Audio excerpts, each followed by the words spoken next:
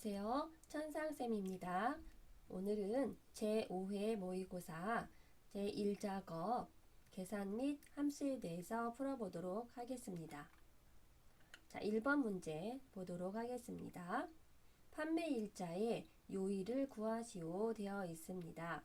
choos와 weekday 함수를 사용하라고 되어 있고요. 예를 들어서 월요일 이렇게 나타나도록 하는 문제입니다. 자, 우리가 요일을 구해주는 함수가 weekday 함수였죠. 그래서 어떤 일자, 여기서는 판매 일자에 대한 요일을 구하라고 되어 있습니다. 자, weekday 함수는 요일을 구해서 우리에게 반환해주는 값이 어떻게 되느냐면 weekday 함수는 이렇게 여기에 날짜를 넘겨주게 되죠. 그리고 무슨 요일부터 나타나게 할 건지 옵션이 들어갑니다. 그러면 이 weekday 함수가 돌려주는 값은 그 해당 요일에 대한 숫자를 우리에게 돌려주게 되죠. 그렇게 되면 이 숫자 값을 가지고 다시 이렇게 우리가 이해하기 쉽도록 요일, 월요일, 화요일, 수요일 이런 문자 형태로 나타내도록 바꾸어줘야 합니다. 그래야 일반 사람들이 쉽게 알아볼 수 있겠죠.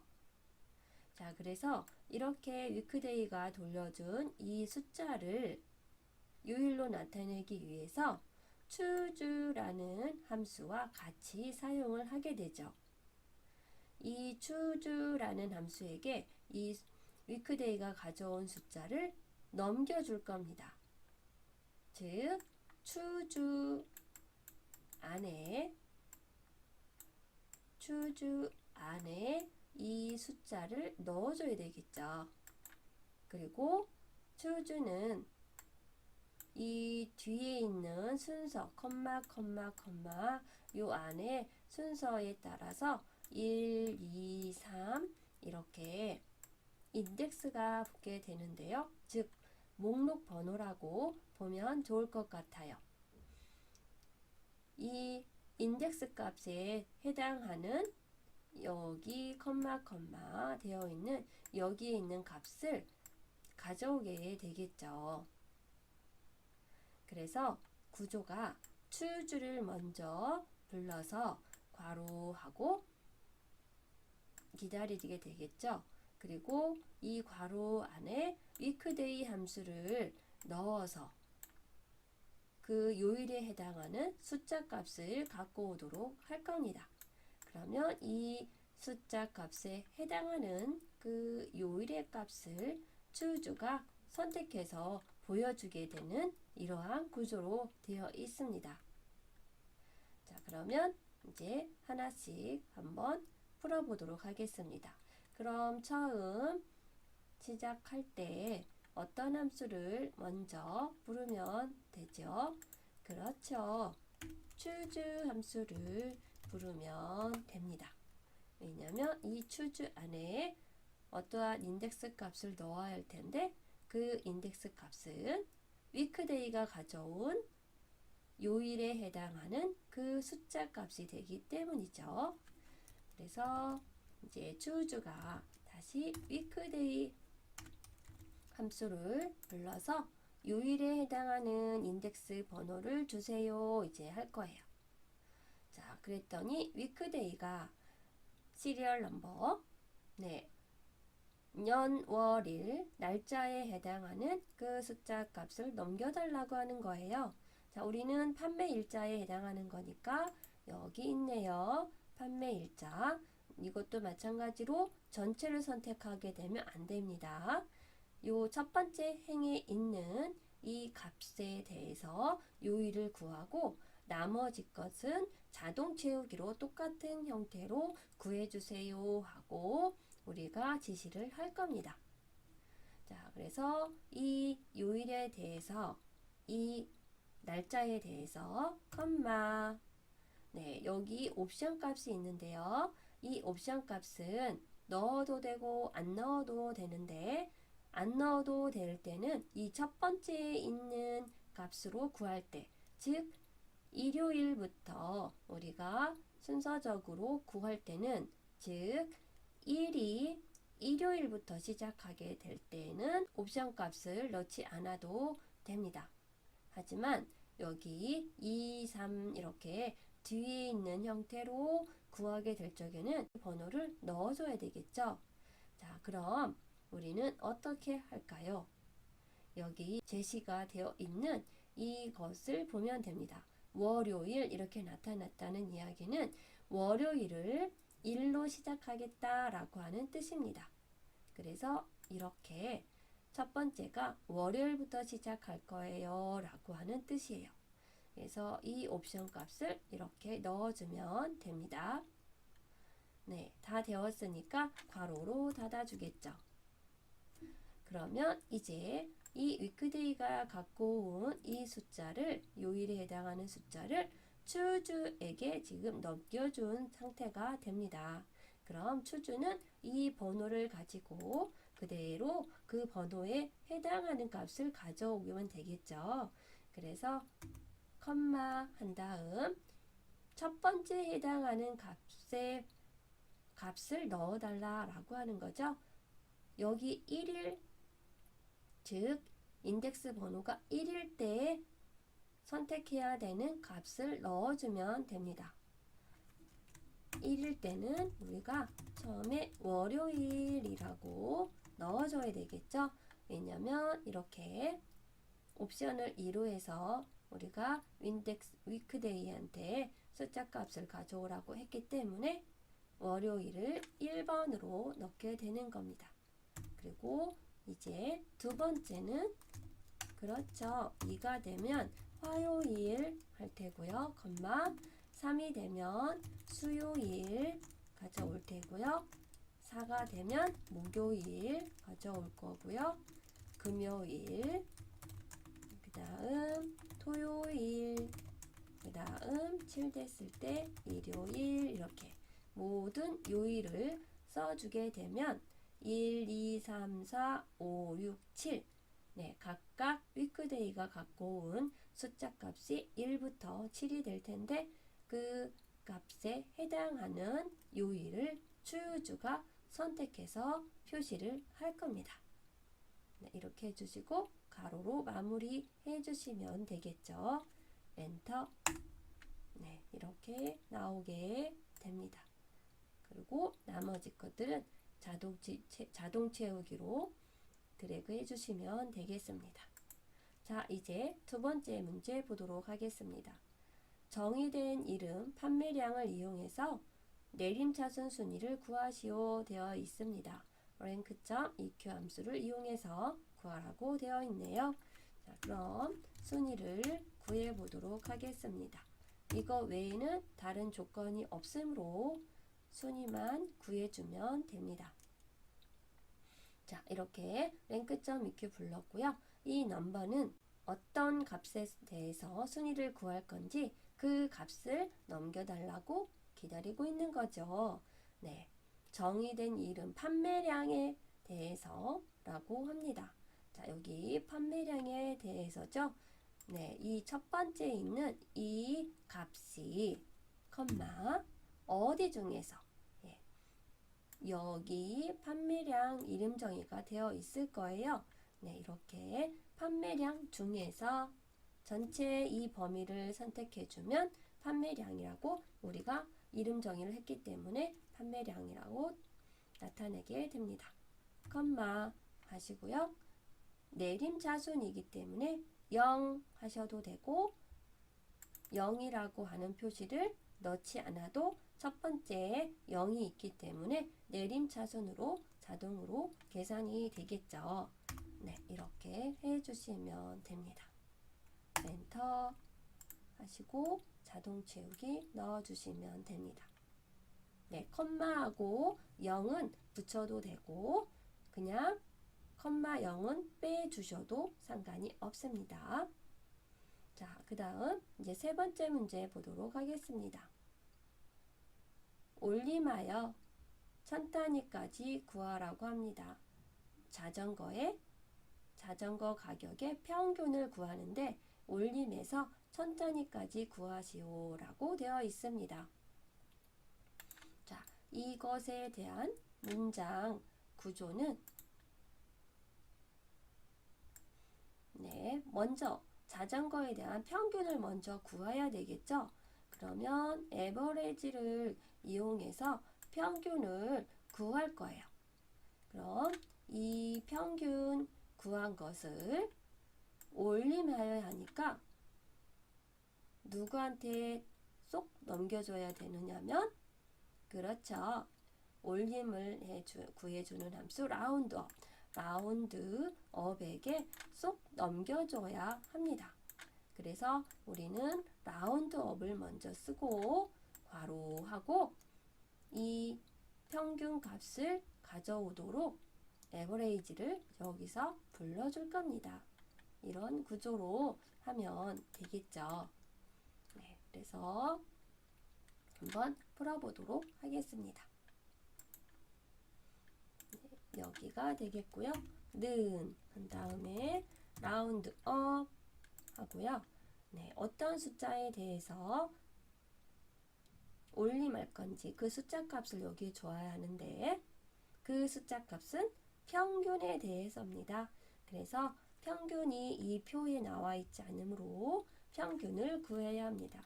그래서 그 평균을 구해주는 에버레이지 함수를 불러줄 거예요. 그리고 자전거 가격에 대한 이 표에 해당하는 것은 가정의 달 자전거 판매 현황이기 때문에 이렇게 이 표 자체는 자전거에 대한 판매 현황이기 때문에 여기 나타나 있는 이 가격은 자전거에 대한 가격이 되겠죠. 그래서 이렇게 자전거 가격 전체를 선택해 주셔서 평균을 구해오라고 합니다.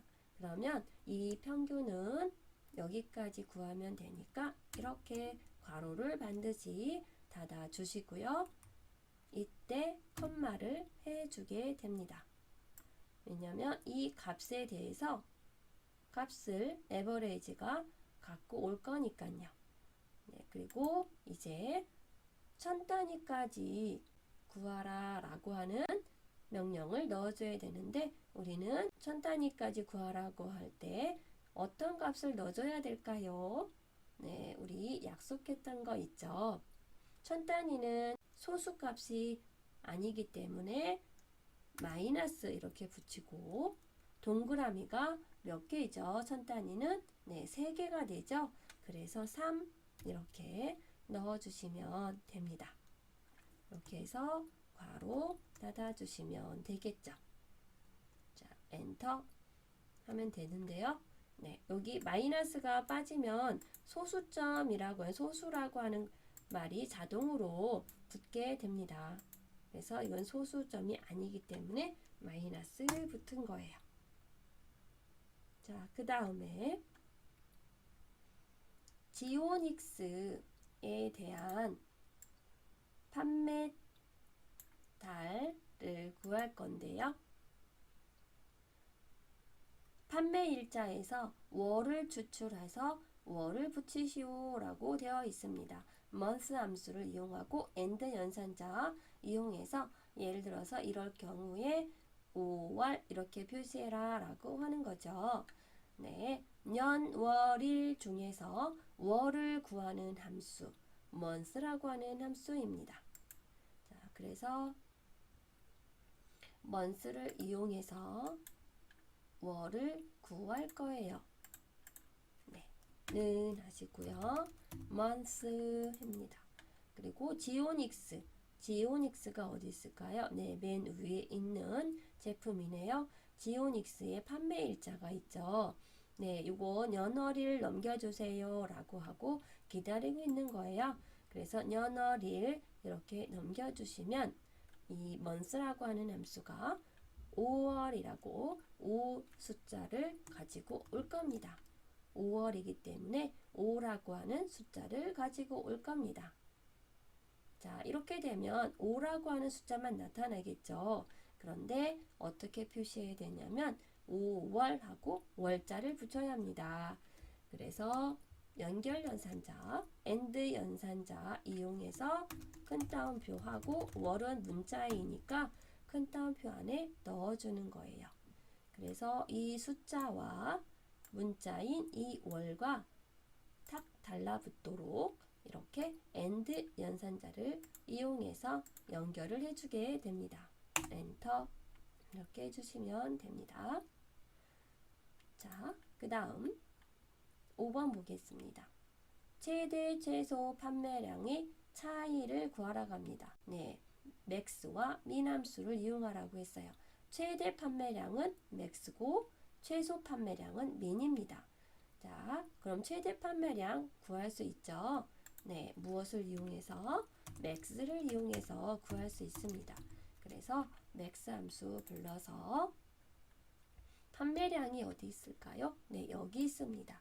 이렇게 전체를 넘겨주게 되면 이 중에서 가장 큰 값을 맥스가 가져올 겁니다. 그러면 여기서 맥스가 구해졌으니까 마무리해서 괄호 닫아 주시고요. 그럼 최대 판매량이 구해진 거예요. 그 다음에 나온 게 마이너스라고 하는 거죠. 마이너스는 우리가 키보드에서 넣을 수 있으니까 마이너스 이렇게 해주시고, 자, 최소 판매량을 구해야 되는데 최소 판매량은 또 누가 구해주느냐면 민이라고 하는 함수가 구하겠죠. 그래서 민함수 불러줍니다. 이 민함수한테도 이 판매량을 전체를 주게 되면 이 중에서 가장 작은 값을 구해오게 되겠죠. 그래서 이렇게 넣고 괄호 닫아주면 되겠습니다. 네, 그 뒤에 다른 식이 없으니까 여기까지만 넣어주면 됩니다. 엔터 하면 이렇게 구해주겠네요. 뒤에 다른 조건이 없으므로 이렇게 넣어주시면 됩니다. 자, 이제 마지막 함수 문제 H14 여기죠. 제품명에 대해서 이 셀에서 선택한 제품의 판매량이 전체 판매량에서 차지하는 비율을 백분율로 표시하시오 되어 있습니다. VLOOKUP 함수와 SUM 함수를 이용하라고 했습니다. 자, 우리가 알아야 될 게 전체 판매량에서 차지하는 비율을 어떻게 구할 건가 라고 하는 거죠.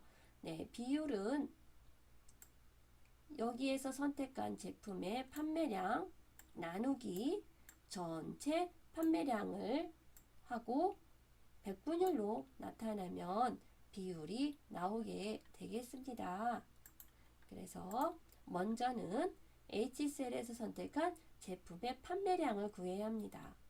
한 번에 구해지지가 않죠. 이 제품명이 무엇인지를 보고 그 제품명이 있는지 확인을 한 다음 그 제품명에 해당하는 판매량을 가지고 와야 합니다. 자, 그래서 이거는 VLOOKUP 함수를 이용해서 구하겠죠. 찾는 값입니다. 이 지오닉스를 찾아야 되죠. 그래서 이 지오닉스를 선택해서 넘겨주시고요. 넘겨줬으니까 이제 컴마 하겠죠. 자, 테이블 어레이 달라고 굵게 표시가 되어 있습니다. 여기서 주의할 것은 지오닉스가 반드시 첫 번째 열에 해당이 되도록 선택을 해야 합니다. 이렇게 여기서부터 쭉 이 테이블을 넘겨줄 겁니다. 이렇게 선택을 해주시면 됩니다. 처음부터 선택을 하게 되면 이 표의 첫 번째부터 선택하게 되면 이 지오닉스가 여기 첫 번째 열에 있나 하고 이렇게 확인을 해볼 겁니다. 네, 당연히 없죠. 그래서 없다고 이상한 값을 표시를 할 거예요. 오류 메시지가 나오겠죠.